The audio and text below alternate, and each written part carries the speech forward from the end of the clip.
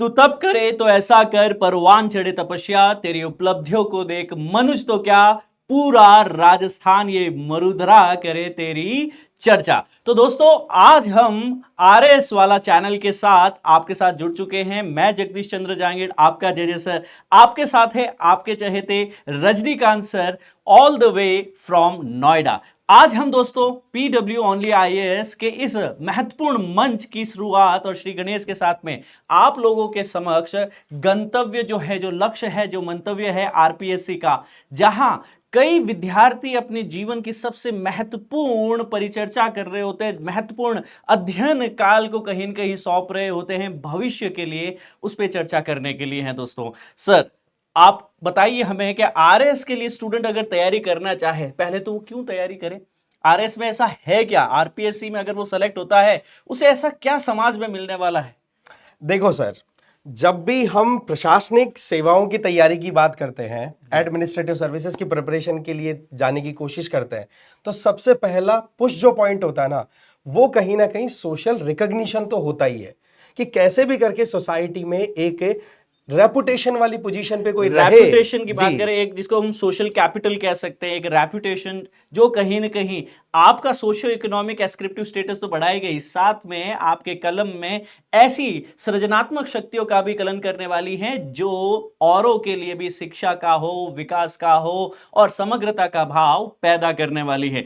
तो दोस्तों आज इस मंच से हम लोग बात करेंगे कि कैसे इस राजस्थान की धरा को सेवा देने के लिए सर्वोच्च जो सेवा हो सकती है आरएएस, उसके ऊपर आप एक बेहतरीन अभ्यर्थी से पदाधिकारी कैसे बन सकते हैं, इस आरोहण के पथ को समझने की पूर्ण चेष्टा करते हैं। आइए सबसे पहले पायदान में दोस्तों आप लोगों को बता दूं कि ये अधिकारी का पद जो है, ये जैसे कि हमारे गुरुवर ने कहा सम्मानजनक तो डेफिनेटली है, बट ये खाली आवेदन जो है वेतन के लिए नहीं करना है। मैं बता दूं कि ये जो वेतनमान मिलेगा डेफिनेटली यहां पे 30-40 हजार से प्रोबेशन से आपकी शुरुआत जरूर होगी, परंतु प्रोबेशन के बाद में लगभग आप 60,000 से ज्यादा, आपका 60 से 75,000 का एक मासिक वेतन भी होने वाला है। भविष्य में लाखों की सुविधाएं जो है आपको मासिक तौर पे जो है राजकीय खर्च पे देखने को मिलेगी। जैसे मैं आपको बता दूं, जैसे सर यहां पे क्या मिल रहा है, इनको सरकारी एक आवास मिल रहा है, बंगला क्वार्टर मिल रहा है आपके पास में, चाहे आप टीयर 1, टीयर 2, टीयर 3 टाउन कोई भी टाउन्स में, वहां पे सरकारी आवास में जो है आपका परिसर रहेगा, आपका आवास रहेगा। आधिकारिक वाहन वो भी ड्राइवर सहित मिलने वाला है। सुरक्षा, स्टाफ, व्यक्तिगत घरेलू सहायक, स्वास्थ्य लाभ हो, चाहे हो प्रशासनिक शक्तियां। सर यहां पे प्रशासनिक शक्तियों के बारे में बताएं, क्योंकि सर ये सारी चीजें तो जो आपके पास में कहीं न कहीं एक आइसिंग द केक होती है, पर सर रियल पावर तो यहां है कहीं जहां दूसरों का भला कर सकता है। वो सर दो तरीके के काम होते हैं, एक तो आपके पास में राजस्व का काम है और दूसरा कानून और व्यवस्था लॉ एंड ऑर्डर को मेंटेन करने का। तो यहां पर जब भी एक कॉमन मैन, एक आम आदमी को कोई प्रॉब्लम आती है ना, तो सबसे पहले प्रशासक की तरफ ही नजर डालता है कि यार मेरी कोई ना कोई प्रॉब्लम आ रही है, कलेक्टर हो, एसडीएम हो। हाँ, आप उनको सीधा अप्रोच भी कर सकते हैं, आपके पास में बहुत सी तरीके होते हैं। अच्छा, दूसरा यहां पर एक तो होता है कि सिटीजन जाकर के कलेक्टर या फिर प्रशासक से जाके मिले, वहीं पर इनकी रिस्पॉन्सिबिलिटी भी बन जाती है कि जो आपको सोशल रिकॉग्निशन मिल रहा है, वहां पर आपके साथ में उसकी रिस्पॉन्सिबिलिटीज भी आ रही है। पावर कम विद रिस्पॉन्सिबिलिटीज, और यहां जिम्मेदारी होगी राष्ट्र निर्माण की, राज्य निर्माण की, आपके प्रदेश को अपने हाथों से भविष्य के लिए सृजन करने की। दोस्तों last but not the least, पदोन्नति के उपरांत यही एसडीएम सब डिविजनल मैजिस्ट्रेट की पोस्ट आरोहण होते हुए सुपर सीनियर स्किल्स पे आप सचिवालय में सचिव भी बन सकते हैं to the government of Rajasthan और may be to the government of India as well. तो दोस्तों इस यात्रा के पद के बारे में हमने जानकारी तो ली, आपको यह जरूर बताना चाहता हूं कि सर अब यहां पे योग्यता क्या लगने वाली है। क्या हमारे आरएस का कोई स्टूडेंट जो अभी हमें सुन रहा है, जो भविष्य में कहीं न कहीं अगले 1, 2, 3 वर्षों में आरएस का परीक्षा लिखना चाहता है आरपीएससी के माध्यम से, तो सर इसके लिए क्या क्या उसको मानदंड पूरे करने होंगे, क्या क्या उसकी योग्यताएं, एलिजिबिलिटी होनी चाहिए, सर उसके बारे में थोड़ा सा आप बताने का कष्ट कीजिए। जी सर, बिल्कुल। देखो सर, इसमें सबसे पहली चीज तो ये होती है कि आपकी नेशनैलिटी क्या है। देखो, सबसे पहले तो आपको भारतीय नागरिक होना एक अनिवार्य बात हो गई, और ये तो नेचुरल सी बात है कि कोई भी अगर आरएएस की प्रिपरेशन करेगा तो डेफिनेटली उसके पास में ये क्वालिफिकेशन होगी। हाँ, आप देखोगे कि राजस्थान के अलावा कोई दूसरे स्टेट के कैंडिडेट इसके लिए प्रिपरेशन करना चाहे तो क्या उनके लिए एलिजिबिलिटी है कि नहीं, तो आंसर है यस। ध्यान रखने वाली बात यह है कि आप दूसरे राज्य से बिलोंग करते हैं तो आपको अनरिजर्व्ड कैटेगरी में ट्रीट किया जाएगा, मतलब रिजर्वेशन का बेनिफिट नहीं मिल पाएगा। ये थोड़ा सा लिमिटेशन है। इसके अलावा शैक्षिक योग्यता, एजुकेशनल क्वालिफिकेशन की बात करें तो यहां पर आपको ज्यादा टेंशन लेने की बिल्कुल भी जरूरत नहीं है। मान लो कि आपने अपनी कॉलेज टाइम पर, स्कूल टाइम पर, हो सकता है कि पढ़ाई पर इतना ध्यान ना दिया हो, पर आपको चिंता करने की बिल्कुल भी जरूरत नहीं है। यहां पर क्या है सर, एक चीज मैं पूछना चाहूंगा, अगर सर मैं फर्स्ट डिवीजन हूं ग्रेजुएशन में, आरएस लिख पाऊंगा? बिल्कुल सर लिख पाएंगे। सेकंड डिवीजन है तो?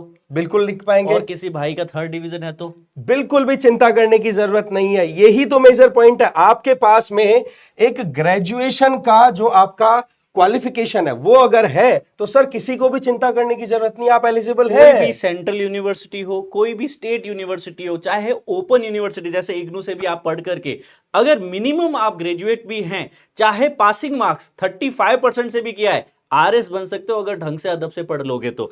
और यहां पे सर विशेष नोट के बारे में जरूर बताइए बच्चों को। देखो, अंतिम वर्ष में जो भी छात्र अभी चल रहे हैं, होता क्या है, ये सवाल बनता है सर कि अगर मैं फाइनल ईयर में हूं तो क्या मैं एग्जाम दे सकता हूं या नहीं, तो आपको इसकी चिंता करने की जरूरत नहीं, आप एग्जाम दे सकते हैं।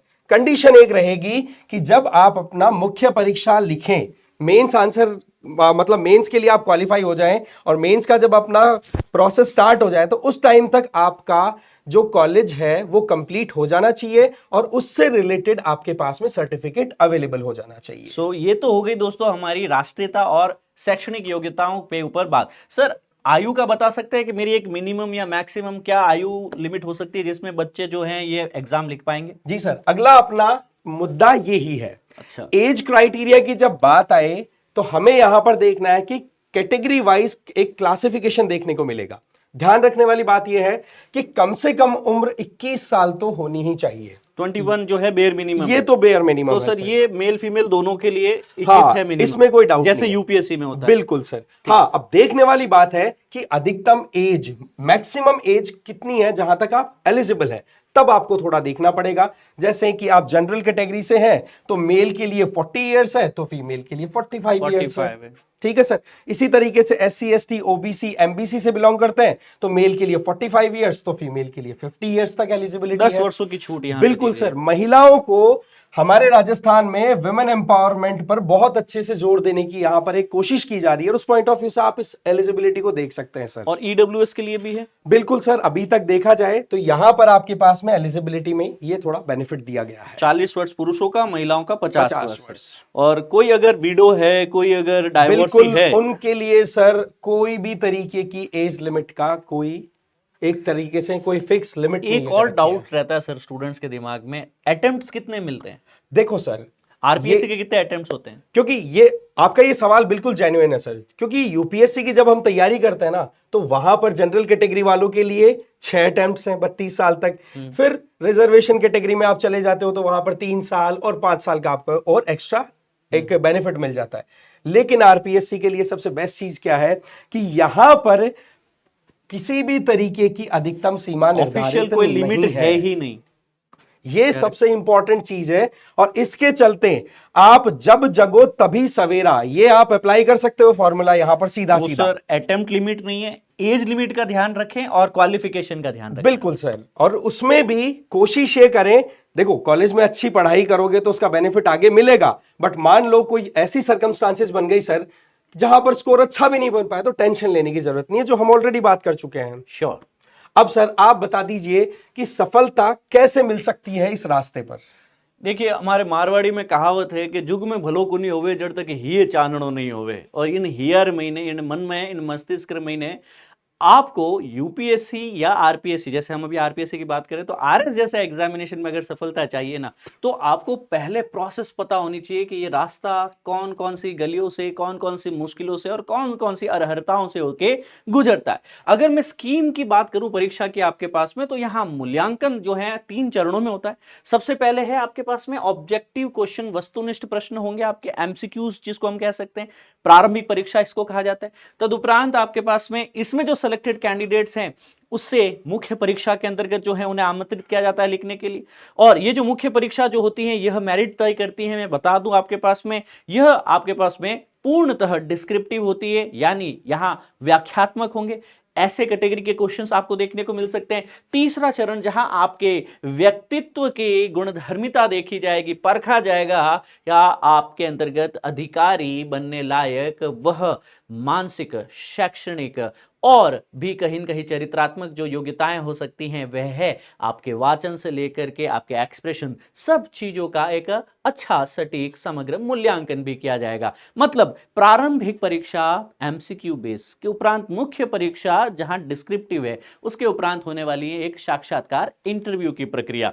बता दूं आपको, प्रारंभिक परीक्षा मात्र एक स्क्रीनिंग टेस्ट है। स्क्रीनिंग टेस्ट यानी जो लाखों स्टूडेंट्स यहां पे 5-6 लाख स्टूडेंट फॉर्म भर रहे हैं हर साल, है ना। जब जब आरपीएससी का एग्जाम होता है लगभग 5 लाख 6 लाख स्टूडेंट्स फॉर्म भर रहे हैं, और उन सारे स्टूडेंट्स में से कई सीरियस भी है, कई नॉन सीरियस भी है, और सबको तो इंटरव्यू के लिए नहीं बुलाया जा सकता, है ना। मौलिक तौर पे भी यह पॉसिबल नहीं है कि सर आप लाखों स्टूडेंट्स का इंटरव्यू कंडक्ट करें। इसलिए जो एक मेरिट आधार पे हम लोग क्या कर सकते हैं, स्क्रीनिंग कर सकते हैं। तो एक स्क्रीनिंग एग्जाम होता है, मल्टीपल चॉइस क्वेश्चन होता है दोस्तों आपके पास में। तो मुख्य परीक्षा के लिए गंभीर विद्यार्थियों को जनरल स्टडीज के आधार पे पूछे जाते हैं 200 प्रश्न, लगभग 200 मार्क का ये पेपर होता है, 150 प्रश्न पूछे जाते हैं।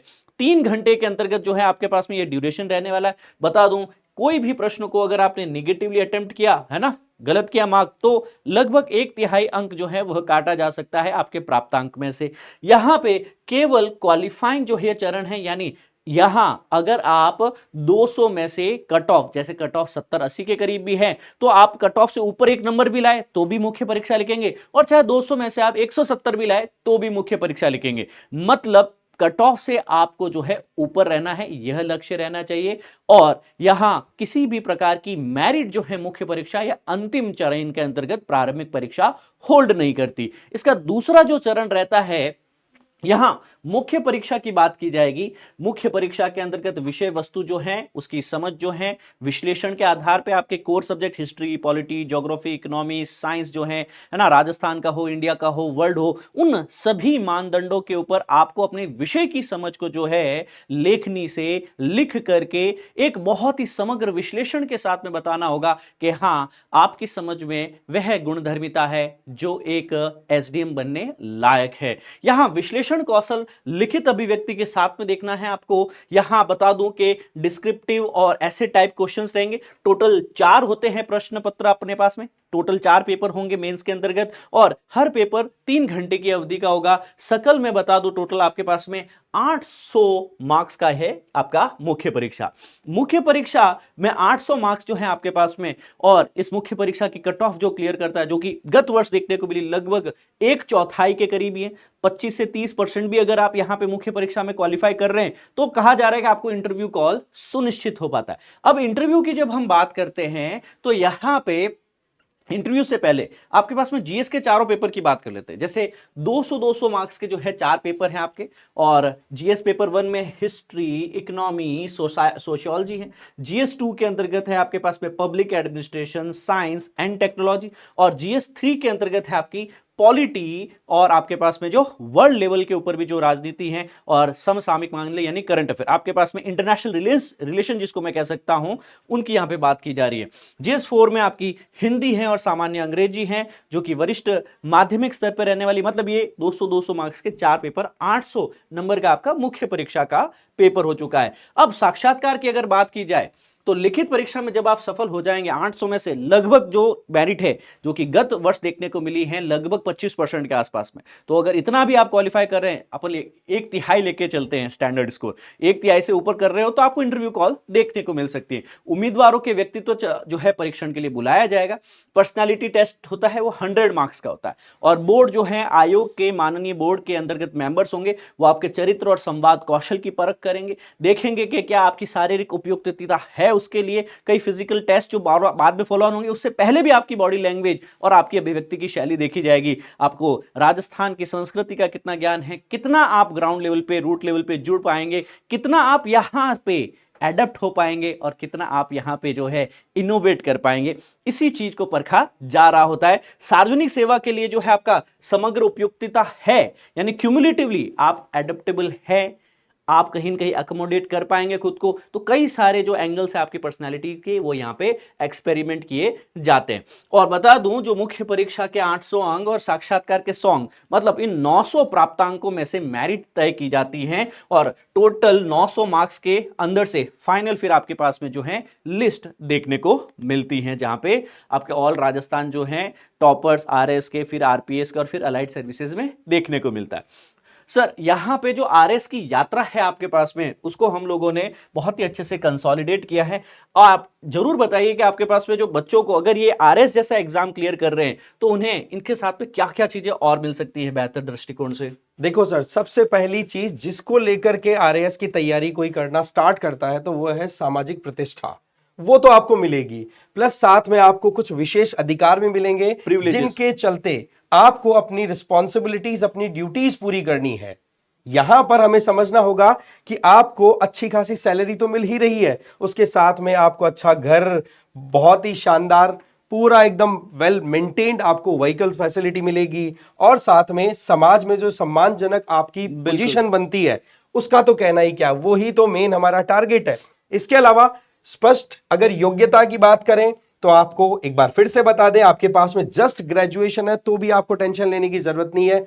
कुछ भी तरीके की डिग्री हो, बस यस एक पॉइंट है सर कि यूजीसी की तरफ से जो अप्रूव्ड यूनिवर्सिटीज है उनकी तरफ से आपकी ग्रेजुएशन होनी चाहिए, जो मान्यता प्राप्त हो। कोई फर्जी डिग्री लेकर के अगर कोई आ रहा है पकड़े जाओगे, और बाद में भी जो है हो सकता है क्वालिफाइंग करने के टाइम समस्या आ सकती है, लंबा फिर आपके लिए परेशानी का कारण बन सकता है। बाकी उम्र की बात हम ऑलरेडी कर चुके हैं, 21 से 40 वर्ष है। बाकी रिजर्व कैटेगरीज के लिए कुछ छूट दी हुई है, और प्रयासों की सीमा अनलिमिटेड है, लेकिन हमारी कोशिश होनी चाहिए सर पहले अटेम्प्ट में काम हो जाए, first attempt hit the bullseye. या राइट। तो दोस्तों ये आपके समक्ष हम लोगों ने बताया कि क्या हो सकता है वेतनमान और क्या हो सकता है आरएस से जुड़ा हुआ सम्मान। आपके गंतव्य, आपके लक्ष्य, आपके मंतव्य को रखिए कहीं न कहीं, अपनी पढ़ाई को लक्ष्य उन्मुख रखिए। यह कहा जाता है कि जहां चाह है वहां राह है, बट डेफिनेटली राह भी उसी को दिखती है जो कहीं उस पर चलना चाहता है। और इसी अभिव्यक्ति को, इसी आशा को, इसी तन्मयता को पूरा करने के लिए पीडब्ल्यू ओनली आईएएस फैमिली आपके समक्ष है, आरएस वाला इस मंच के साथ में। With this being said, I will take your leave now for the day. Thank you. जय हिंद, सर्वदा शक्तिशाली। God bless you all. Thank you.